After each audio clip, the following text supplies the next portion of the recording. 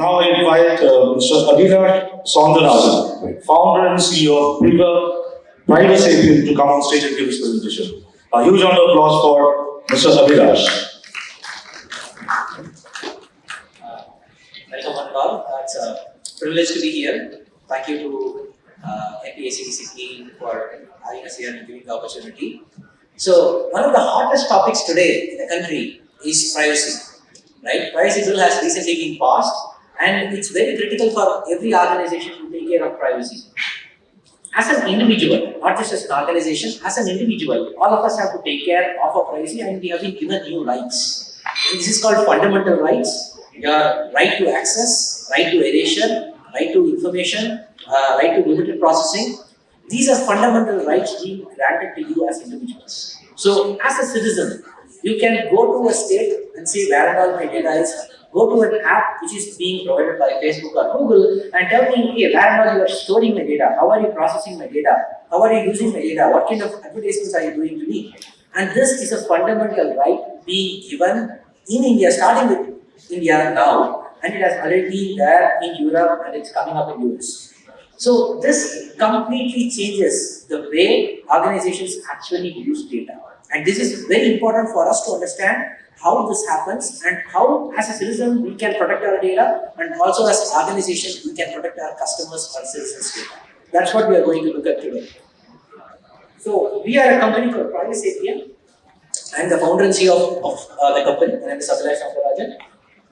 The reason for the name PrivaSapien is that we are Homo sapiens today, and with increasing flow of digital information, in the future, and things like Neuralink are coming, right? You can put a chip on your brain and your thoughts and emotions can be captured by a cloud system.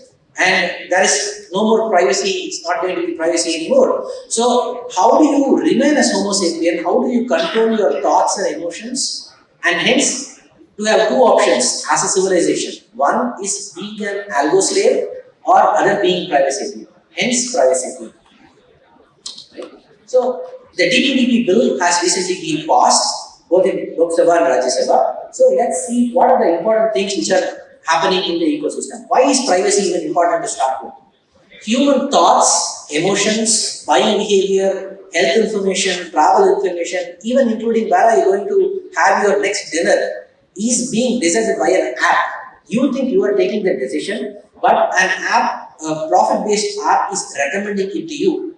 And this is a fundamental threat to human consciousness, whether we like it or not.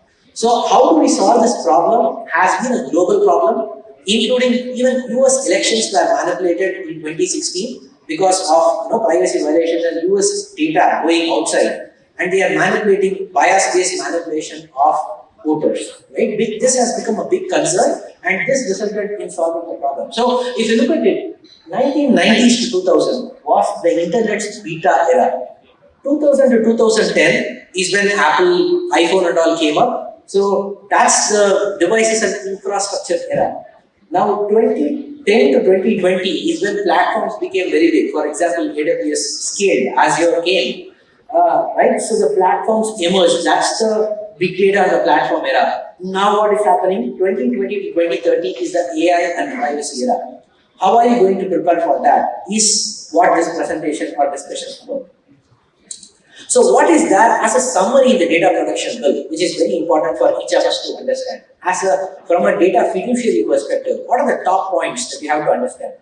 So there are two levels of obligations. One is you need to ensure that the purpose limitation is done. Whatever purpose for which you are storing the data, you are getting consent from the customer or the citizen, you use it only for the purpose, nothing more. That is purpose limitation. Then storage limitation is you store it only for the time that customer allows you to store. For example, you are reserving a table in a restaurant. The restaurant should not store your data once that dinner is over. That's a very important thing. Same with applications. So you may be seeing applications asking for your entire contact list. That is illegal going forward. It should only be related. You are taking services, they should take only your number, not your entire contact list. Why do they need your contact list for providing your service? Right? These are very specific, and only till the time you are taking the service should they store your personal information, not more. And you need to implement technical safeguards. For example, you may be sharing data with a third-party analytics organization, or you may be sharing data in cloud, or it may have cross-border transaction of data. You need to put effective technical safeguards. If you don't do it, then there is a 250 crore penalty per instance for an organization, which is very, very critical. So you have to put necessary technical safeguards. You need to ensure that breach notification. For example, you got to know that your data has been breached, which is you have shared the data, even third party has gone through a breach. Let's say your vendor has breached the data. Even then you have to report to the board. So these are very mandatory obligations. Similarly, deletion. As a citizen, you have the right to tell any company or organization or even the government, say that delete my data, unless for legal, law-related purposes. You can ask, where are you storing my data? Please delete my data. This we are given as a fundamental right. Then organizations have to set up somebody called DPO, Data Protection Officer. He has to report to the board, which is going to be set up by the government called Data Protection Board. And grievance, this is like RTA for data, like RTA for government operations. Citizens have now the power of grievance in terms of data protection. So they can go to any party who is collecting the data and say that, hey, tell me where are you storing the data, how are you collecting the data? And provable consent. If you have given consent, they should be able to prove that you have given consent. It's a very important obligation. And consent should be specific. They cannot say that, okay, I use the data for doing better service, but they end up using data for marketing, keep getting calls. That is not acceptable anymore. These are foundational rights that you are getting. This is very, very critical. And special rights for children, where parental consent should be taken for processing data. So these are very foundational. And these are the things that we enable companies in implementing across the globe. We are working with companies in US, Europe, Middle East as well. We have been selected in a regulatory sandbox in Middle East, and we are working with a lot of organizations in India as well. We have won Niti Aayog Japan Bharat Challenge Award. We have won Data Security Council Award. We are also working with organizations like Maruti. So the data falls into a spectrum. If you are collecting citizen data, it falls into a spectrum starting from PII to mass to pseudonymized to anonymized to synthetic data. This is a very important spectrum for you to understand.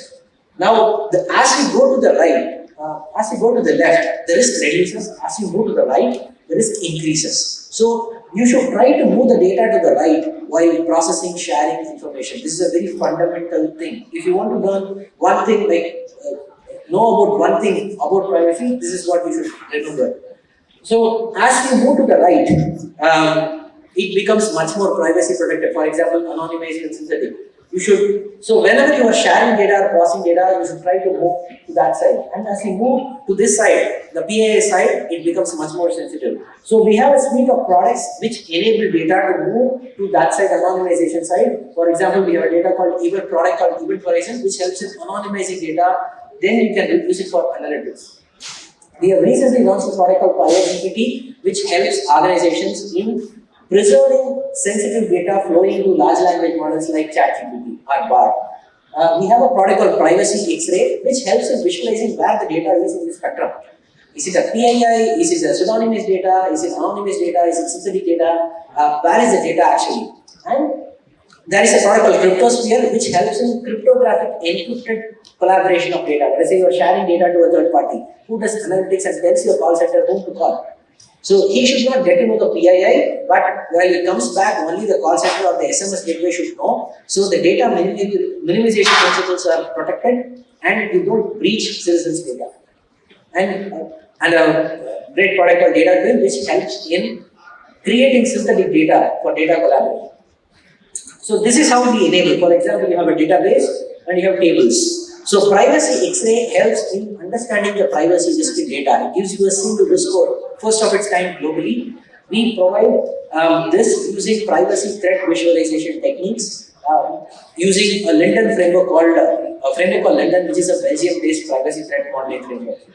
Then the anonymous data. This is HIPAA grade, GDPR grade anonymization, which reduces the risk. For example, from 100 to 20 in a given case. So you can unlock data for anonymization and use the data for analytics. Then you can create synthetic data for applications like testing or product development. Then you can use Cryptosphere for encryption of PII information for collaboration. And you can use PrivaGPT for AI generative AI governance in your ecosystem. For example, government is putting a chat where citizens can interact with the chat and the backend connect to ChatGPT and get government services related recommendations. In the process, they should not be putting sensitive information, but people will put. But it is, as an application owner, it is your responsibility that this information does not end up in a US by going to ChatGPT, because you have no control on how they will be using the data to train the models. So it is your responsibility to protect. That's what we do in terms of privacy. So quickly, privacy X-ray helps you understand the risk, and then based on the risk, decisions can be taken in the organization.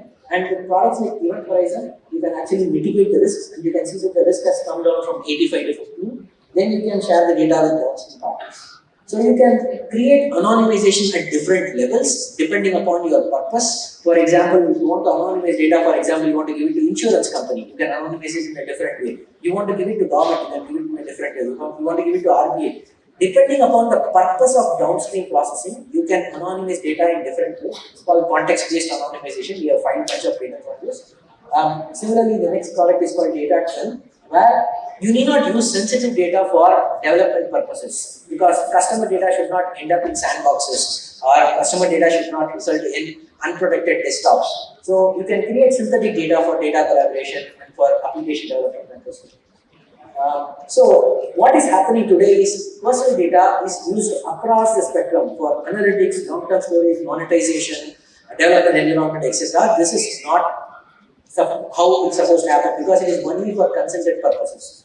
So you keep your personal data only for consented purposes and create other spectrums of data, for example, anonymous data or synthetic data, and use that for corresponding purposes. Thus, you create a shade of data or spectrum of data in your ecosystem, and thus protect your personal data, customers' personal data, at the same time creating value for your ecosystem. So this is what is the future of AI. Future of AI are 3 important things. One is safe, secure, and trustworthy AI. Put together, it is called as responsible AI. This is the future of AI.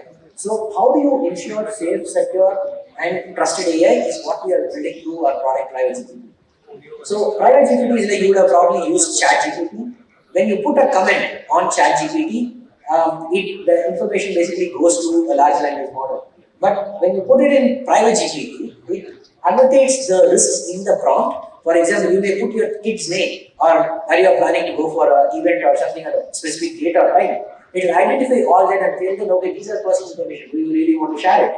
And it will real time modify it. It will create a new prompt, provide a summary, holistic summary, and allow you to share that information, privacy preserved information with large language models.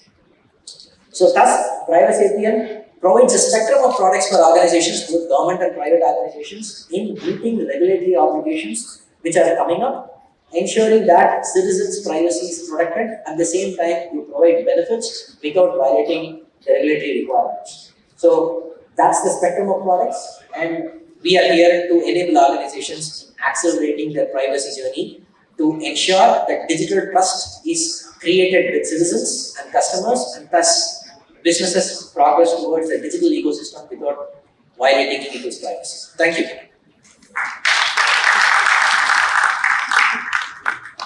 Thanks, Abilash Soundararajan, founder and CEO, PrivaSapien. You talked about data anonymizer. Why I'm taking this, because we have representatives from government of West Bengal today, and they are doing a wonderful thing. They are doing a data anonymizer hackathon tomorrow, if I'm not wrong, which is for the first time it's been done by any government in the country. So their team is there. They are giving a presentation that might help you for collaboration. Thank you so much. I request Dr. Sanjeev Joshi, DGP Fire Minister, Government of Kerala, to come on stage for one kindly hand over a memento to Mr. Abilash.